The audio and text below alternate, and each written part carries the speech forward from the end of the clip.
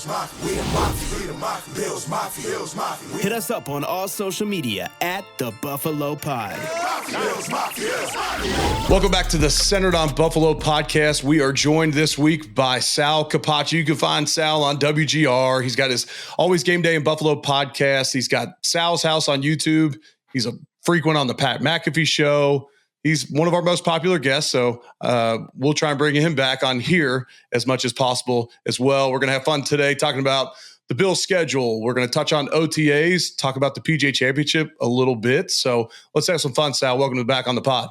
You got it, buddy. Anytime. Hope my voice is okay. Still recovering from the Micah Hyde charity softball game and me yelling every time Josh Allen or everybody else hit a home run and way back, gone, dingers, whatever you want to call it. But it was a fantastic time and always puts a strain on my voice. But at the same time, it's a great event and I loved being a part of it. And, now we're rolling into OTAs. So it's always good to be here and talk with you, of course. Yeah, I have a little strain on my voice as well. The rain, us being in the Ohio Valley, hosting people all week for the PGA Championship and all that took it out of me too. Real quick.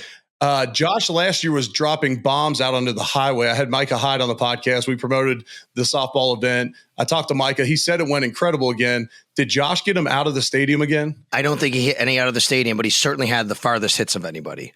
AJ Epinesa was crushing it and had an early lead in the home run derby. Josh actually had to have a late rally just to tie because only the top two made it, and he actually wound up tying second place. And there was I can't remember who the other person was, but in the meantime, that got him into the final round. And then Josh hit 11 and AJ hit like 5 or 6. So Josh just crushed it. He won. He wins the title back from Spencer Brown, who had won it last year. I tried to play men's league softball my first year out of the league. And one, it wasn't competitive enough for me. Like, we show up once a week and then every team makes the tournament and you play the same teams.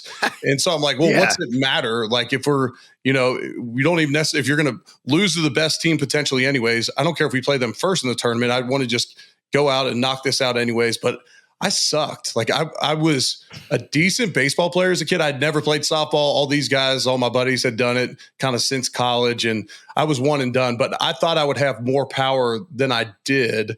Now, it wasn't it was soft toss, but the pitchers are trying to spin it to come off your bat in a certain way. And I just wasn't good enough to be able to read the spin and hit it out of the park. And then we also played in the league where you could only hit 2 home runs per player or something. Yes. So if I did get one, or if you had more than, however many in a game, then it was an out. So for me, wasn't competitive enough. I just stuck to golf and pickleball. So you know what? I played last year in a men's league for the first time really my adult life, other than intramurals in college, and we had this fantastic team. We did great, but I haven't played in a long time. I was a good baseball player growing up. It is a different game. It's a different swing. And some of these guys have been doing it a long time, and I can totally understand that. But the one thing I hit the ball pretty well. I still wanted to hit it better, but I thought I hit the ball well. But the one thing that I was still very proud of, that I could still chase down balls in center field. Yeah, no doubt. Yeah, you still have that athleticism in you. There you go. Still have it. All right, so I know you're a golf fan. We talked about it on WGR this morning. We broke down the PGA Championship, but you guys were grilling me. You and Joe were grilling me. I want to hear from you because I defended the PGA Championship a bunch on WGR this morning, and we can get it out a little bit. But from someone who was watching it from Buffalo, New York, from Western New York, what were your thoughts observing the PGA Championship from last weekend? Off the course and on the course, obviously, a couple of different issues, right? Which is off the course, what happened with Scottie Scheffler, what happened before that with the person who died was just tragic and awful. And that obviously is something that, everybody's really, sad about and should be and to think about. And the Scottie Scheffler incident pales in comparison to someone losing their life. But when that happened right after that, and you had all of the media attention on what happened to Scottie and then finding out kind of the details of it, it didn't, to me, have a good look at all for the city. It didn't, to me, have a good look at all for the police department there. But at the same time, I said on the radio, like, I want to respect law enforcement. You don't know exactly what happened. And, you want to make sure that, you're not rushing to a lot of judgments. But the funny part about it was, I do think it was one of those times where maybe the one time in life someone can say, Impoli, do you know who I am card? Because it didn't seem like they knew who he was. And if they knew he was Scottie Scheffler, what was going on, maybe that would have changed things. Now, that being said, the attention off the course, obviously not a good look there. I think that kind of set the tone a little bit for people to pile on a little bit in Valhalla. Yep. And then the weather happened, and then the delay happened, and then the score. And I'll be honest with you, I don't love when major championships have that kind of score. I do feel that the course, that means it's a little bit too easy. That said, if you have a whole bunch of guys at the end still fighting, I kind of forget about it, and it's the drama is still what makes it. So even though Xander Schauffele is shooting 21 under, the fact that he had to go and birdie the last hole, and the fact that Bryson's sitting there and getting ready for a playoff still made it dramatic regardless of the score. They could have been 21 over or 21 under, and I still would have been just as riveted sitting there. But I do think that a major golf tournament should not have a winner come in at 21 under par. Well, the 2020 Masters came in at -20. That was Dustin Johnson. And we always want to go back there. And look, I can defend Valhalla, to the end of the earth and back. I absolutely love that place. I love the ownership group, what they've done over the last few years to lengthen the course, to redoing the clubhouse. It's been incredible what they've done. Unfortunate for places like Oak Hill and Valhalla, who are on the major circuit when they moved the PGA Championship to May, because it was always going to be dicey with weather. Now, last year, Oak Hill got so much rain, they couldn't cut the rough. They couldn't even bring mowers. Well, we got enough to soften the course, and then we were still able to cut the rough. The PGA wanted the rough cut to 3 inches, which part of the defense in Kentucky is the thick Kentucky bluegrass in the spring. Well, they cut it down so that it wasn't just hacking balls, losing balls out there. I played it on Monday morning, and they obviously hadn't cut it since Sunday, and you could drop a ball in the rough and barely see it. Now, I give those guys credit for being able to muscle it out of there, but yeah, it took some of it away. I wasn't concerned as much about the course. I was at an event with Jim Nantz on Tuesday night, and Jim Nantz was on the mic, private setting, not filmed, and he said, look, this is a big boy course, and they're going to put low numbers up, but the guys that can't go tee to green, the guys that aren't consistent, they're not going to be able to do it. The guys that can't bomb the ball, they're not going to be up there posting the low scores. And you saw that. The PGA professionals really struggled out there. The older guys, John Daly withdrew, Tiger Woods didn't make the cut. Those guys couldn't hang, and you had star power at the top. Obviously, an embarrassing incident to start it all off last weekend. Absolutely chaotic. That morning, waking up to all that was going on out there. But luckily, inside the gates, I can say that inside the gates, the on-course stuff, I know from talking to PGA officials and some of their executive team yesterday that they were very pleased about the attendance, about the TV ratings, which was up 10% over last year. So some people like those, lower. And look, and again, yeah. I think only the score was the only thing that gets me to that. Like, wow, I'd like to be better, but yeah, it looked beautiful on television, and it was amazing seeing all those people. And I mean, the course, I'm sure plays fantastic, no doubt. So I definitely don't want to sit here and sound like I'm criticizing Valhalla. I think just in general, I think that, like, to me, a major championship, you're looking at, okay, if you get 9-10 under, like, that's probably a good score. So it's, okay, was it too easy? What can you do to make it a little bit tougher? You said, you think about the Masters. I think about 97 when Tiger did what he did at the Masters, and what they do immediately, they changed it, right? They started changing the course around, because I think that's not really what you want. From my own experience, you're a much better golfer than me, but I'll say, look, I went down to Florida a couple weeks ago. I play with my buddies every year. And I go down to Florida, and most of the guys I play with, they're older than me. And we've been doing this for 20 years. So now guys are in their 60s, 70 years old. And they've been pushing for moving the tees up. And we've kind of fought back against it a little bit, because we want to make it, it's a little too short. But this year we said, let's just do it. Let's just move the tees up for everybody. And I have to be honest with you, I had such a better experience moving the tees up for me. Like, it just, yes, I scored better. Normally in this thing I play in, I'm shooting 88, 89. I was like 82, 83. I felt great. I had fun because I actually could score, and it just made, and the other thing that did, which is the point about Valhalla here, it made me think the course more. Like, cause now I couldn't use driver on every hole. And I'm like, okay, the dog leg now is 200, not 250. And I'm like, now what do I do? And I actually think, because of that, I think about that for some of these guys, which even on the shorter courses, like, it becomes a thinking man's game, right? Right. Well, they just from the Ryder Cup and the last PGA, they've lengthened. I mean, it played over 7,500 yards. That's not a short course. There's not a ton of undulation in the green. So when those got soft, those got a little too easy. And then I was hitting balls today. it was 20-mile-an-hour winds. We got no wind throughout the weekend. We needed that wind, but we didn't get it. Let's take a moment to hear from one of our sponsors, and that's Dan-O's Seasoning. For a limited time, Dan-O's is going to do a buy one, get one offer. If you go to Walmart and buy 2 bottles of Dan-O's Seasoning, they will reimburse you for one. Dan-O's will send you the money directly back to your Venmo account. Simply submit the receipt to the link that's in the description. Go out and get you some today. You were out at Bill's OTAs today. Yep. Did you have, I listened to Sean McDermott's press conference, some interesting comments. He talked highly about Chase Claypool, a little bit of a timeline on Matt Milano getting back around training camp. Spencer Brown's got a shoulder. Rasul Douglas wasn't there. Did you have any big observations from being out there and actually witnessing practice with your own eyes, though? He was very, he had a lot of praise for Chase Claypool. And then Chase Claypool made maybe the catch of the day. Really? Chase Claypool actually, yeah. Josh throws it to him down the sideline. Chase is between a couple defenders, but Jamarcus Ingram's right there, and he did one of those. He's running kind of a corner route. He's going towards the sidelines, and he kind of had to turn his body completely back towards the offense. And Josh high points it and falls backward, and Ingram's kind of right in front of him. He did it. He got it over top, and he's a big dude. And then talking with him after, you don't realize how big Chase Claypool is until you're around him. I mean, this guy, his calves are massive, right? He's thick up top. He's a taller guy. But, man, that was a great catch. And then Dalton Kincaid made like 2 or 3 of those. I mean, this guy, Dalton Kincaid's good. He's really good. I think he's going to be a focal point of this offense. I think that goes without saying this year. I really like that. Dwayne Carter on defense, a couple of really nice plays. It's tough because, as you know, they're not going full like pads, not pads, right? But he penetrated a couple of times. He got his hand up. He made had a block pass.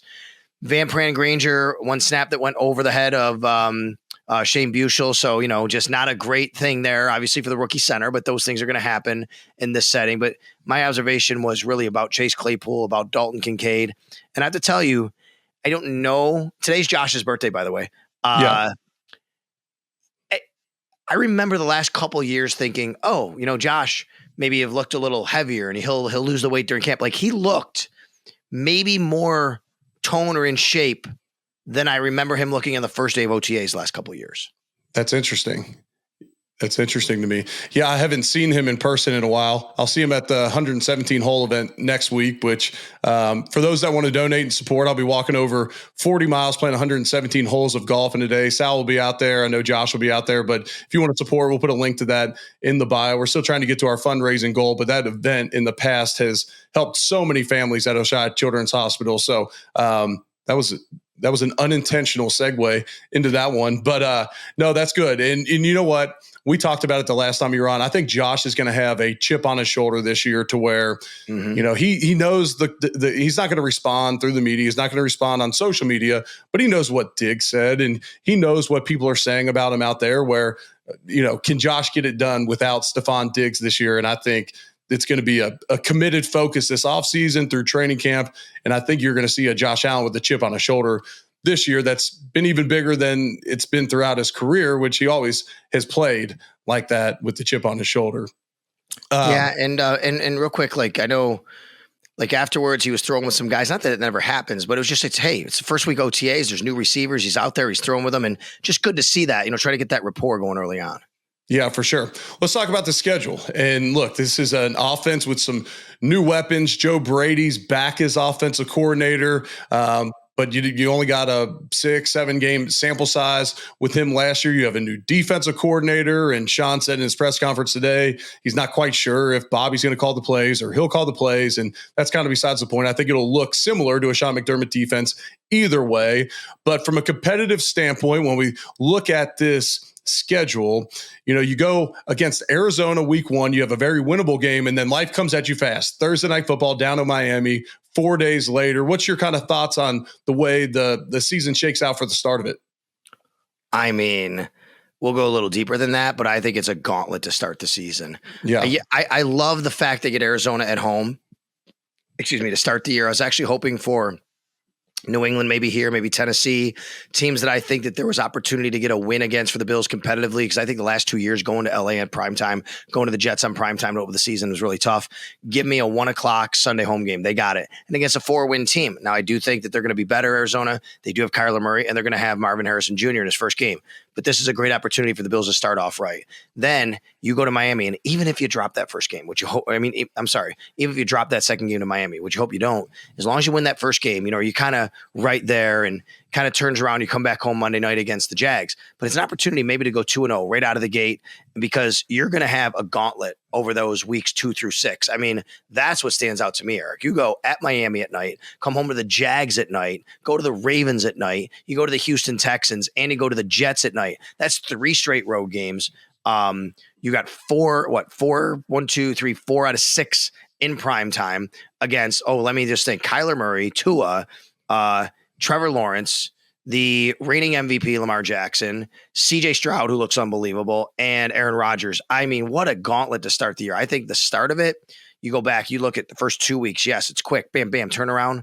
But man, that just to me, 6 games in, you are either looking at a really good opportunity or somewhere we're going, okay, like they have dug themselves a hole. Right. And you're playing 3 straight playoff AFC teams.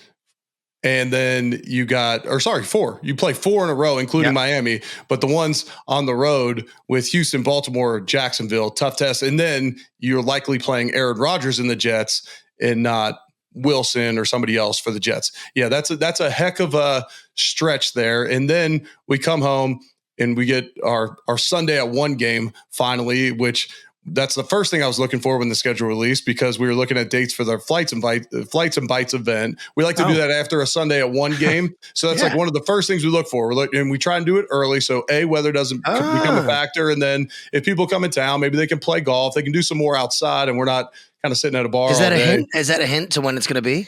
Yeah, I believe it's going to be after Tennessee. We're locking everything in, but it looks like Resurgence is in. It looks like Chris Ferrara and the Common Good, they can come up. So it looks like that will be it. And then then you go after Tennessee on the road at Seattle.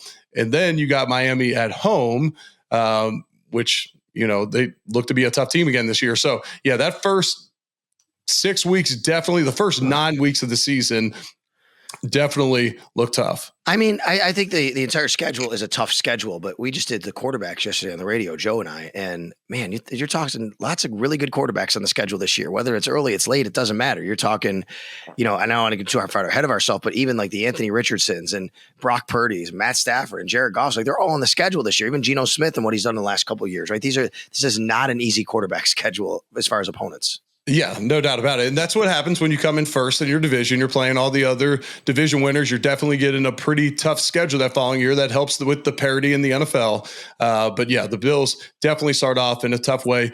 Quick shout out to Prime, one of our sponsors, #1 sports drink on the planet. You can find it everywhere. We got the red, white, and blue Bills Ice Pop sitting in front of me. I know we sent you, some up to your house. Yes. And you said Max loved the care Max package. Loves Prime for sure. Yep. So shout out to Prime, getting the Capaccios hooked up. All right. So after that kind of stretch of games, then we get kind of to the middle tail end of the schedule. The Bills get a late bye this week, which is nice. We get a week 12 bye. There's been some correlations between Super Bowl winners and kind of that week 10 to 12 bye week. I believe Kansas City broke the mold last year with a week 8 bye, if I'm correct there.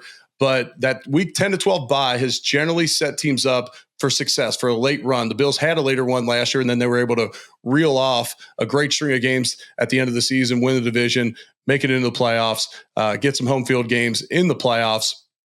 But when you look at that stretch, and we also talk about the bye real quick, we get the bye right in between Kansas City and 49ers, the defending Super Bowl teams from last year. Yeah, I think for me, 2 things, Eric. You touched on them both.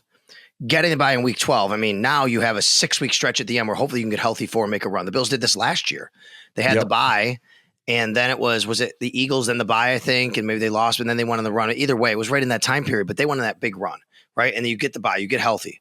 But man, you know how much preparing for and playing Kansas City is going to be emotional, and it's going to be a big game and a night game and late afternoon game. And, no matter what happens in that game, it gives your body a chance to kind of decompress a little bit, right? I mean, you go right in. If you roll right in the next week, that's fine if you win, but, especially if you lose, but either way, it gives you a chance to just kind of take a step back, and then you ramp it back up for San Francisco getting healthy, get 2 weeks to prepare for the NFC champions, the reigning NFC champions. And I think that's just a fantastic spot to put the bye, and even after that, you get the Rams and you got the Lions, right? So I think the bye is in a really good place. You know what I really love about the schedule this year? The one thing I love about the schedule is honestly the fan aspect of going to home games.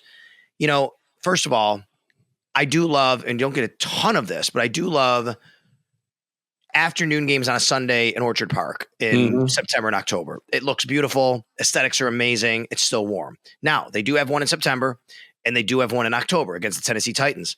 But Eric, the home games, you got 5 before Thanksgiving. 5 home games for Thanksgiving, and only one's a night game. And even that's early September and an early night game. It's a 7:30 p.m. start. I love that for the fans who want to go to games. And then talk about the next home game is just right after Thanksgiving, December 1st, which the weather still hopefully hasn't completely turned. Anything can happen here in Buffalo. And then you don't get really those real colder games. You get a couple of them later. The only thing I don't like about the schedule from a selfish standpoint, the last 3 weeks of the year are 2 in Orchard Park and 1 in New England. So we're not going to a warm weather city anytime in the last 3 weeks of the year. We're not going to a dome. You do get the domes in LA though in December, and I can't complain about that with LA and Detroit. Yeah. I was just going to say that from the sideline perspective, I did. That was my life with ESPN. In those sidelines, the element plays a factor, whether it's early in the season with the heat or whether it's late in the season with the cold, the wind, the rain, whatever it may be, snow. And so, I actually thought about you with the weeks 14 and 15 being in domes, but then, you're going to be chilly at the end of the season. What's your thoughts? And did Mike North have any maybe thoughts on, they played New England 2 out of the last 3 weeks. Yeah. Like, did he have any input on that? And for perspective, Sal had him on his podcast. He is give me his title one more time. He's the NFL Vice President of Broadcasting. Okay. Broadcast planning, I think is what he called, but he's one of the head schedule makers. Hans Schroeder's is there. Ani Bose is there, but he's one of the head schedule makers. And so he comes on my pod before the schedule gets released.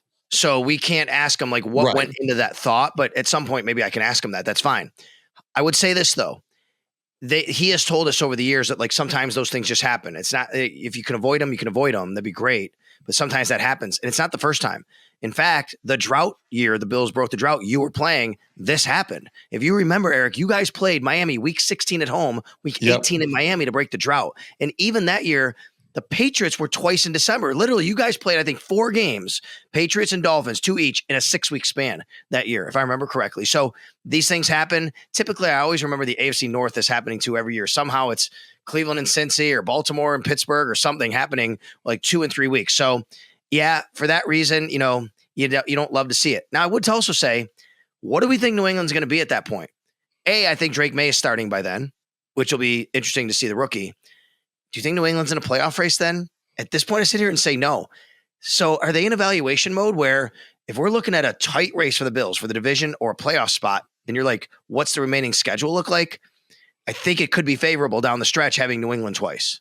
No, I think you're 100% correct there. The only drawback would be if you play Drake May early in the season and he's starting, he doesn't have as many reps under his sleeve. By that point of the season, he's maybe a little bit more comfortable. But no, I'm with you. At that point, I don't expect New England to be in. I don't think their roster is that good this season. And so first-time head coach, I don't think they'll be in it. So that definitely could play to the Bills' advantage late. And then when you look at it from kind of a player's perspective here, like the first couple of things we're looking at as from a player's perspective, when's the Thursday night game? When's the bye? We want them pretty far apart because one, it kind of becomes a mini bye after the Thursday night game, but ideally we want that early. So for the players, they get that game early, the second week of the season. Your body's still fresh. Sean can go into the prep leading into Arizona knowing, hey, these last couple of days of prep before Arizona, I'm probably not going to tax the guys' bodies that hard because we know we got a quick turnaround. So that's great from that perspective. And then you get the late bye. Players love that late bye as well, especially when it's separate from the Thursday night game. Kind of gives you a chance to recharge, reset and get that last push. And then the Bills are in the playoffs every year now.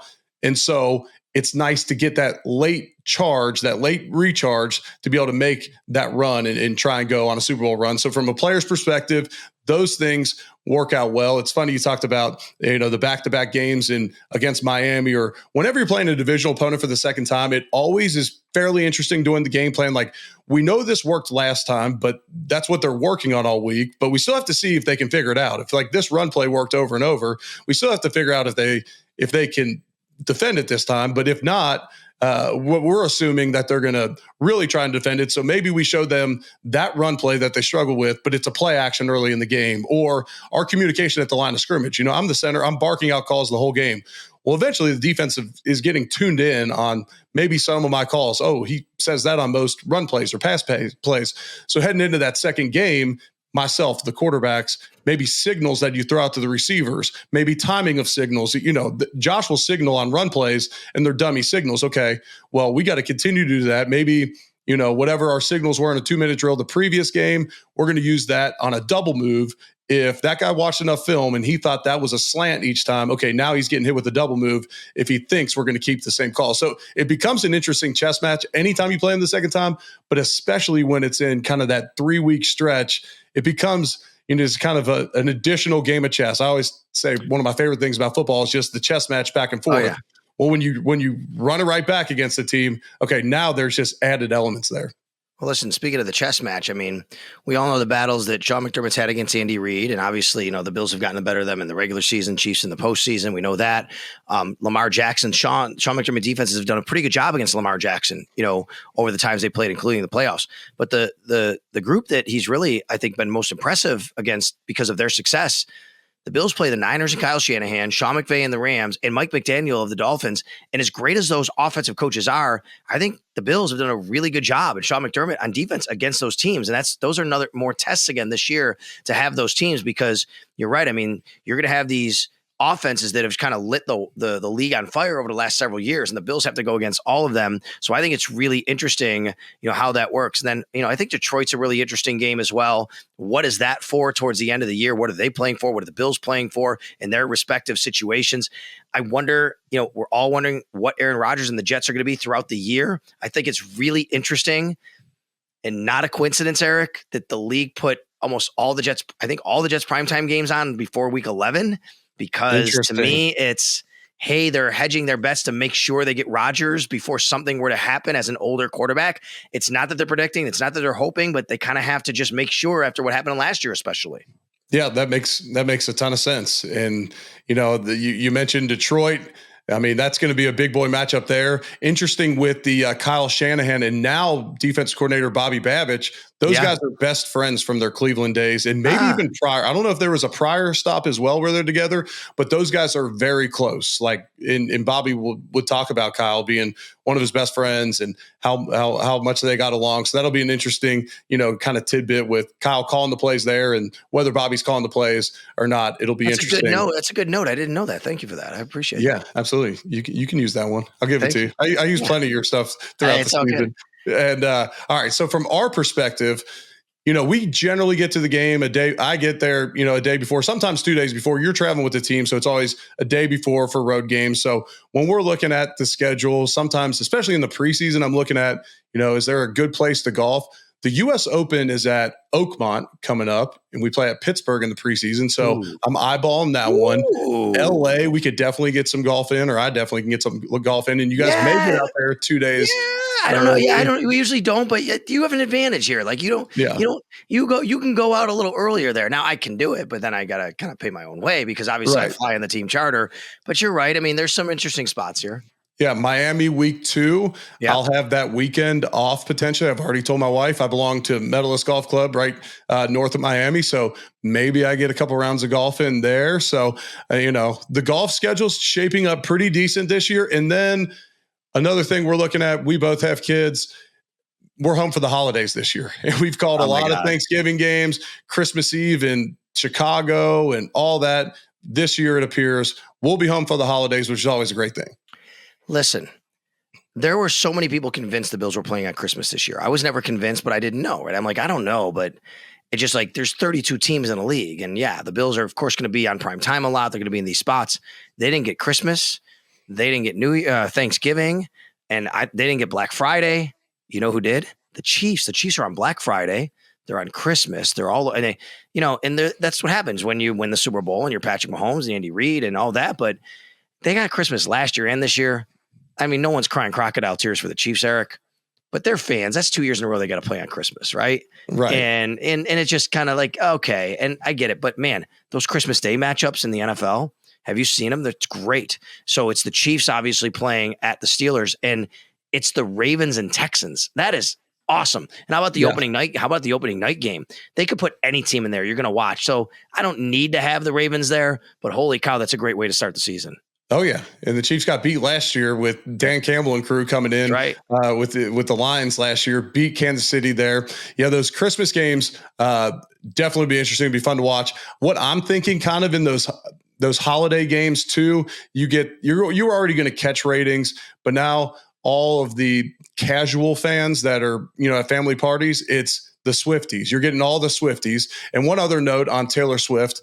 I can't remember where I heard this. And so I heard this. I didn't look this up. Taylor Swift's in Toronto Thursday, Friday, Saturday before Kansas City at Bills. And then she's off that Sunday. And so I believe they're hoping that she'll take the short commute from Toronto down to Buffalo for that game. No way that's a coincidence, right? That the Chiefs and Bills are scheduled that day in Buffalo. I mean, honestly, and here I will tell you, we will go back to the Mike North pod again.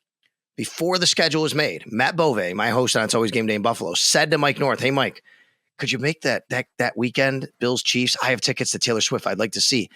And it happened. I'm not saying that Bove had an influence. What I'm saying is I do think it mattered to the NFL. I think it's not a coincidence. I know someone that was in those rooms, and I understand that last year it got delayed with the Aaron Rodgers late signing. So they're looking at every angle. Yes. I just want to know who's the one in a room of alpha males and alpha women that are sitting there making this schedule that said, well, hey, will someone pull up the Taylor Swift tour for this fall so that we can make sure that we, are respectful of that. We don't want to compete with her, but if we can also get her to a few games, that always helps for broadcasting purposes. So that's an interesting dilemma there. What about other trips? So besides your golf outings, what about just other trips? Because like my family, Yana and Max, they always try to go to a road game every year. And a couple of years ago was LA. Last year was London. And this year we would love Seattle. We would. My brother lives in Oregon. I'd love to see him, but it makes it tough because the Bills play the next week, right, against Miami. So it's not like we can barely make an extended stay out of it. I got to kind of stay out there. It's a long trip. They could still do it, but they're thinking of maybe either Indy, which the next day is Veterans Day. So Max is off and people are off school. That's a good one if anybody's listening to thinking about that. And then Detroit, it's not a far ride to go through Canada from Buffalo to Detroit. It's a great field, Ford Field, but it is Detroit in December. You have to kind of think about the weather and any logistics that go along with that. But I think this is a good road schedule. Houston's going to be a great road trip, obviously. To just go to Houston and the barbecue there and hanging out in that city a little bit. So there's some really cool road trips as well. Yeah, we've done LA, we've done Disneyland the last 2 years with the family, with the Bills games. I told my wife, we're not doing that again. It just becomes I end up losing a bunch of money that week calling the game based upon my salary and what Disney and the travel and everything costs. And then we were at the Derby and Amy Howe, the CEO of FanDuel, invited Leslie and the kids out to stay and come out for the game. And I said, well, we'll see when it is. And now it's in December and I'm sure we'll have the family. I've already got the bug in my ear from Leslie. We're going to do it. We're going to do it again. This time Amy can help with babysitting. I've also been hit up for a trip. And look, part of the reason I love calling the Bills games and not doing college football in addition anymore is being able to bring my family with me because I'm usually traveling from Louisville. So I'm not saying I don't love bringing them there. When it includes Disney, it just ends up being a more expensive trip than most. The Kansas City home game, which maybe that includes a Taylor Swift night for my wife and daughter, one of the 2 days before, and then that next week is Thanksgiving. And so that is Thanksgiving the following week, right? Our bye week's right after Thanksgiving, correct? The bye week is the Kansas City. Yes, the Kansas City game is on the 17th. Then the bye week is the 24th. And then Thanksgiving is the 28th. And the Bills play the following Sunday. The Thanksgiving is late this year. It's the latest possible date. It's always the last Thursday in November.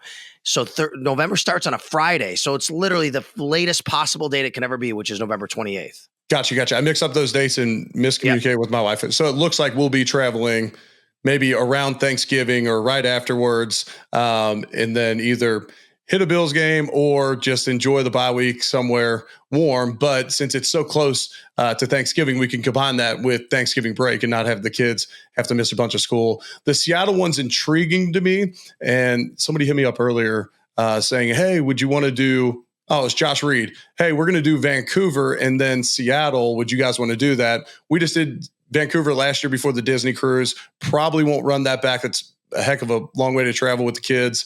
So we probably won't run that one back. But Bill, the Wood family will be at one of the early games, flights and bites, I'm sure, for the Titans game. And then LA, I'm sure. So we'll have fun with it, though. It's always fun. That's, you guys can, like, how far is Indy?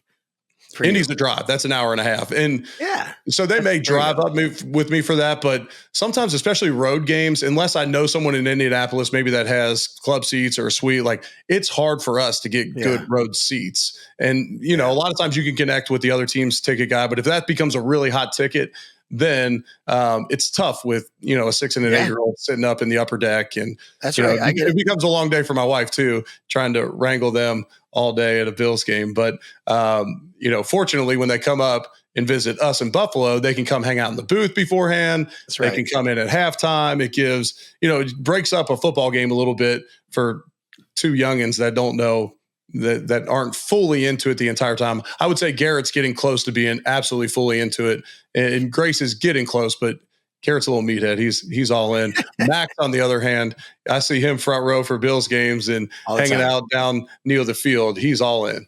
Listen, not only that, he was a bat boy. He has been 2 years in a row now for the Micah Hyde charity softball game. Yeah. So he gets to be in the dugouts with the players and handing them bats. And then this past Sunday, he was actually catching fly balls in left field, or at least attempting, but he did catch one and got from Josh. Josh hit one to left field. Max caught it, and he got such a big ovation from the crowd. It was awesome.